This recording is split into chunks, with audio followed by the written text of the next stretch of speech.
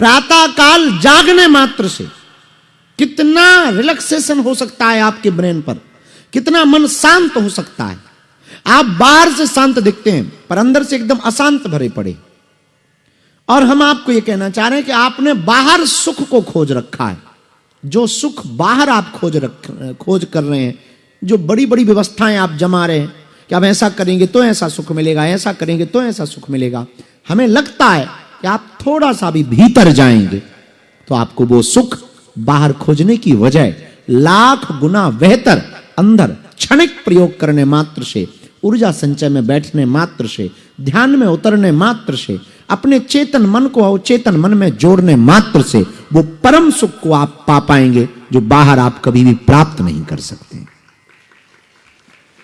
बस उसी का नाम ऊर्जा संचय समागम है। तो हम 3 दिनों तक इस साधना के क्रम में बैठे रहे और आज इस साधना का अंतिम दिवस है और विराम दिन है।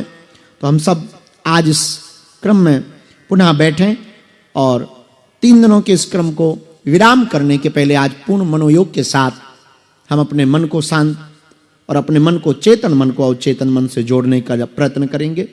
और बहुत ज्यादा जोर नहीं देना है। इन 2 दिनों में आपने अभ्यास खूब कर लिया है, जोर नहीं देना है। अब तो केवल आपको जुड़ने की कोशिश करना है, उस तरंग को प्राप्त करने की कोशिश करना है। तो बहुत ज्यादा आपको ताकत भी नहीं देना है।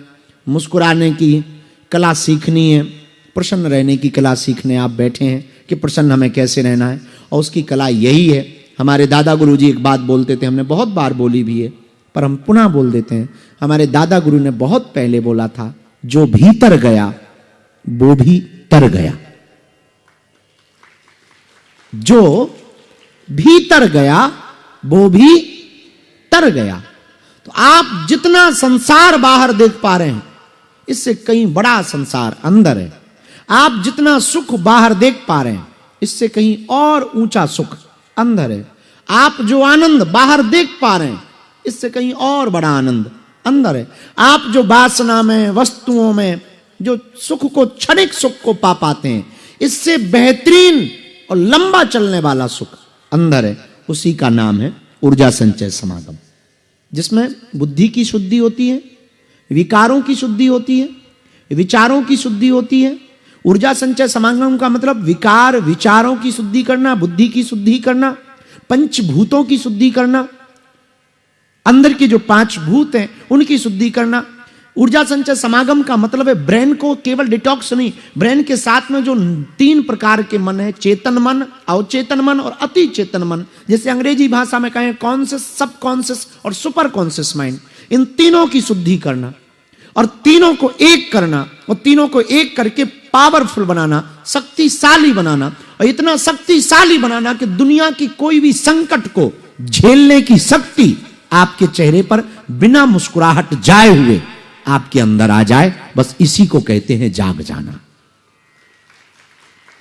कोई अपमान भी कर दे तो आपके चेहरे से मुस्कुराहट ना जाए, कोई गाली बक दे और चेहरे से मुस्कुराहट ना जाए, कोई बहुत बड़ा धक्का लग जाए और चेहरे से मुस्कुराहट ना जाए, कोई बहुत बड़ा उपद्रव हो जाए और चेहरे से मुस्कुराहट ना जाए, तब आप जाग जाना, समझ जाना, ये बात तय कर लेना कि अभी तक आपने मंदिर के बाहर दीपक जलाए थे, अब आपके भीतर का दीपक जाग गया है और जल गया है। बहुत से लोग आप पढ़ते होंगे कि ज्ञान की ज्योति जलाओ। वो ज्ञान की ज्योति का मतलब ही यही है कि कोई भी अपमान करे, कोई भी धुतकारे, आपको कोई फर्क ना पड़े।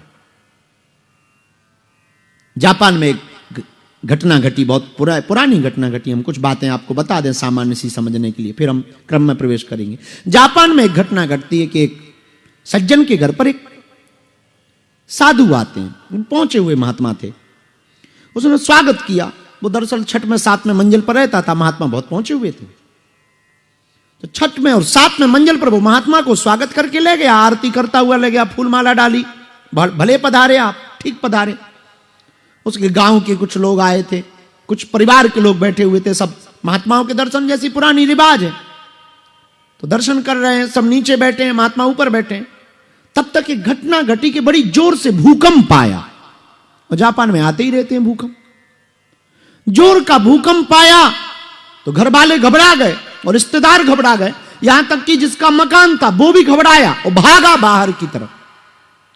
और तब तक सीढ़ियों पर बड़ी भीड़ हो गई, तो सब लोग तो उतर गए, पर जो मालिक था मकान का उसको लगा कि हम तो बाहर आ गए, पर जिन महात्मा जी को बुलाया था वो रह गए, तो जरा देखूं, उनको बुलाऊं कि भूकंप है और बिल्डिंग गिर सकती है, जल्दी नीचे चलो और जल्दी मैदान में उतर पड़ो। लेकिन जैसे भी वो वापस लौटता है तो बड़ा आश्चर्यचकित हो जाता है कि वो महात्मा जो आए हुए थे वो दौड़े नहीं, भागे नहीं, डरे नहीं, उन्होंने दोनों पैर ऊपर की तरफ किए और ध्यान मुद्रा में बैठ गए, नेत्र बंद कर लिए, और ऐसा लगा मानो कोई मूर्ति बैठी हो। लगा ही नहीं कि कोई बैठा है, ऐसा आभास हो रहा था कि कोई मूर्ति बैठी हो। ये आदमी बड़ा चौंका कि ये बड़े पागल महात्मा है, बाहर भूकंप आ गया, मरने की नौबत हो गई, बिल्डिंग गिरने वाली है, इन भाई साहब को पूजा पाठ सुहा रही, इन्हें शर्म नहीं आती है कि तुम आंख बंद करके बैठे हो, अभी बिल्डिंग गिर जाए दब जाओगे, फिर ना भगवान काम आएगा, चक्र सुदर्शनधारी वो अब गिरधारी नहीं बनेंगे कि गोवर्धन पर्वत उठा लें। ये पागल आदमी है, जिसे हम महात्मा समझ रहे थे तो बड़ा पगलेट निकला, आंख बंद कर ली ऊपर से। पर इसे लगा कि ये आदमी महात्मा देखने जैसा है कि इतनी तेज बिल्डिंग हिल रही और बड़े जोर से पंखे हिल रहे और कोई फर्क नहीं पड़ रहा। और भूकंप तो आया और गया, ज्यादा देर भूकंप टिकते ही कहां, तूफानी लोग ज्यादा देर टिकते ही नहीं, विस्फोटक बल्लेबाज ज्यादा देर तक क्रीज पर रहते ही नहीं, जल्दी आउट हो जाते हैं। ज्यादा जोर से चलने वाला आदमी जल्दी ही थक जाता है, बहुत ज्यादा बोलने वाला आदमी जल्दी ही उसकी हाँपी भर जाती है, ज्यादा अपनी महिमा मंडन करने वाला आदमी बेइज्जत हो जाता है। स्वाभाविक है, भूकंप आया जोर का, ठहर गया, और धीमे से उस महात्मा ने आंख खोली और आंख खोलते ही शिष्य की तरफ देख करके बोला कि और तो सब ठीक है, मैं तुम्हें कोई कथा सुना रहा था, बताओ मैंने कहां कथा छोड़ी। तो महात्मा बोले कि कहां मैंने कथा बोली, जरा बोलो। चेला बोला भाड़ में गई कथा, भाड़ में गए तुम्हारे प्रवचन और उद्बोधन, वो हम बाद में सुन लेंगे, हमने बहुत सुनी पुराणों में।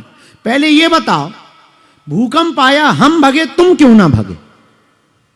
हम भगे, हमारा फैमिली भागा, पूरा परिवार भागा, पूरी बिल्डिंग खाली हो गई, तुम यहां पर आंख बंद करके क्या करते रहे, पहले ये बताओ ठीक से। महात्मा ने कहा अरे पागल, सच तो ये है, तू भी भागा, मैं भी भागा, अंतर इतना था तू बाहर की तरफ भागा, मैं अंदर की तरफ भागा।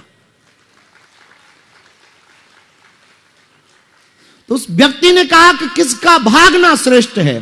तब मुस्कुराते हुए महात्मा ने कहा कि पागल, भागना दोनों का श्रेष्ठ है, पर बाहर भागता भी, बिल्डिंग गिरती, धरती फटती, तब भी मरता। हम अंदर की तरफ ऐसी जगह भागे कि शरीर तो मर जाता, पर मैं कभी नहीं मर पाता, मेरा अस्तित्व कभी खत्म नहीं हो पाता। मैं ऐसी जगह गया कि बहुत गोपनीय और सीक्रेट है। उस व्यक्ति ने पूछा कि उसका नाम क्या है? तब महात्मा ने कहा कि मैं अपने चेतन मन को अवचेतन मन के पास ले गया, जो 9 परत के अंदर बैठा है, जो 9, जैसे कभी आपने प्याज को देखा होगा, एक एक छिलके को उतारो तब प्याज का मूल स्वरूप पता लगता है, एक गिराओगे फिर छिलका दूसरा मिलेगा। ऐसे ही मन के 9 खंड हैं, जब 9 परत निकलेंगे तब आप उस अवचेतन मन के पास पहुंच पाएंगे।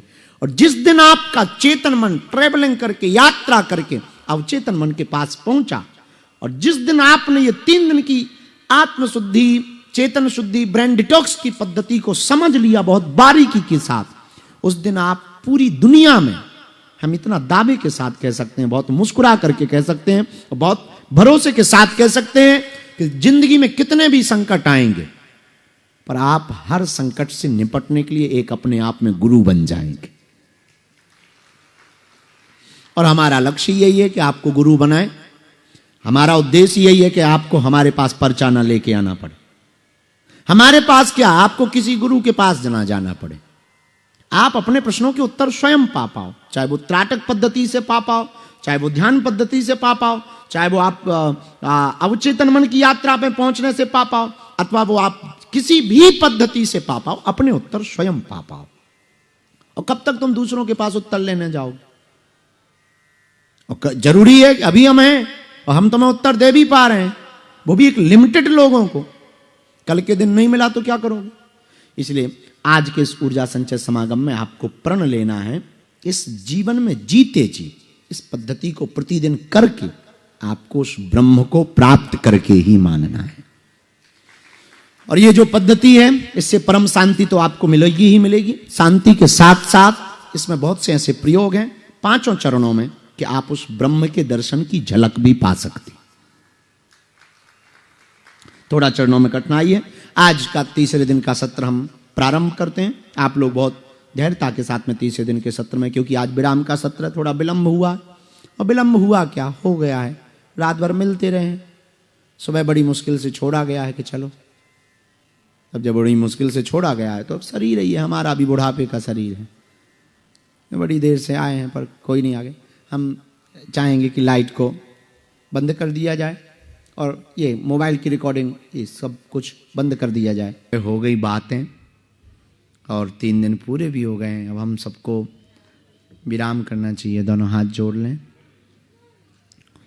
ओम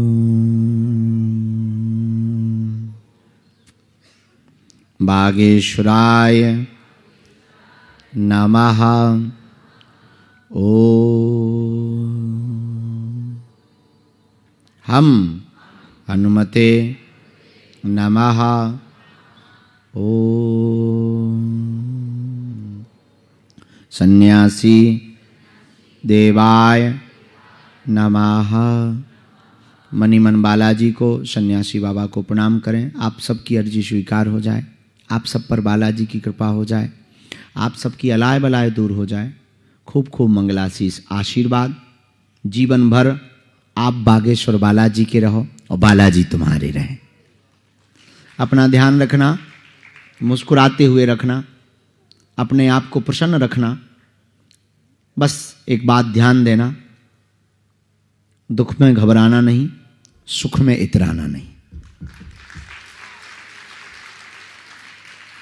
बस एक बात याद रखना, रील से ज्यादा रियल पे जीना। बस एक बात और याद रखना, चित्र की पूजा नहीं, चरित्र की पूजा करना। प्रसन्नता पूर्वक। हाँ, अंतिम बात हम कह दें, 26 फरवरी को 251 बेटियों का विवाह है। महाशिवरात्रि को परिवार सहित हमारा निमंत्रण है। उसमें बहुत सी ऐसी बेटियां हैं जिनके माँ बाप नहीं हैं, परिवार नहीं है। अपनी खुशियों के लिए तो जीते ही है। उन बेटियों को बड़ी खुशी होगी अगर आप आएंगे। उनमें से 108 आदिवासी बेटियां हैं, 151 सभी समाज की बेटियां हैं, और उन सभी बेटियों का कन्यादान बागेश्वर परिवार कर रहा है। हाँ, तो हमारी प्रार्थना है कि आप जरूर उसमें पहुंचें 26 फरवरी को। और इस बार कन्या विवाह बहुत अनूठा भी है। इसलिए अनूठा है कि प्रत्येक समाज को सम्मान दिलाने के लिए हमने प्रण लिया है कि जितनी भी हमारे दामाद यानी दूल्हे उन बेटियों के वर आएंगे ना, उन सबको हम घोड़ों पे बैठाएंगे, ताकि इस देश में दलित, पिछड़ा और बिछड़ा कह के नीचा न दिखाया जाए। सब हिंदू हैं, ये संदेशा पूरे भारत में जाए। तो 26 फरवरी को उन बेटियों का विवाह है। थोड़ा सा भी आपको समय मिले तो जरूर पधारना। और उन सब बेटियों के लिए हमने उपहार भी लेना प्रारंभ कर दिया। Double bed, sofa, LED TV, cooler, पंखा, अलमारी, mixie machine, dressing table, gas, चूल्हा, cylinder, टिपारो, kitchen set, Thakur ji, Ramcharitmanas, बाल मुकुंद, माला, और उनको आत्मनिर्भर बनाने के लिए एक एक सिलाई मशीन और आटा चक्की, सब बेटियों के लिए तैयारी शुरू कर दी। आप निमंत्रण है आप सबको सपरिवार सहित। और बागेश्वर धाम पर वैष्णवों को रहने के लिए आपको बार बार दिक्कत होती है, रुकने की व्यवस्था, रहने की व्यवस्था, कई वहाँ समुदाय बहुत रहता है। आप सबके लिए हमने कल प्रण ले लिया, व्यवस्था कर दी। 1000 वैष्णव परिवार को रुकाने के लिए 1000 भवन तैयार किए जा रहे हैं, जिनकी चाबी भी आपके पास रहेगी। अगर आप चाहो कि हमें बागेश्वर धाम पर अपना जीवन व्यतीत करना है, उत्सव में, त्योहारों में वहीं रहना है, बालाजी के वहीं दर्शन करना है, तो आप बेझिझक अंकुर जी से चर्चा करके आप भी उस वैष्णव ग्राम, जिसको हमने स्पष्ट रूप से लिखा है, अपने उन सबको बोला है कि उस जब 1000 घर बसेंगे तो उस गांव के दरवाजे पर बाहर लिखा होगा हिंदू ग्राम, हिंदुओं का ग्राम। तो आप सब अगर चाहें तो अंकुर जी से चर्चा कर लें और मुस्कुराएं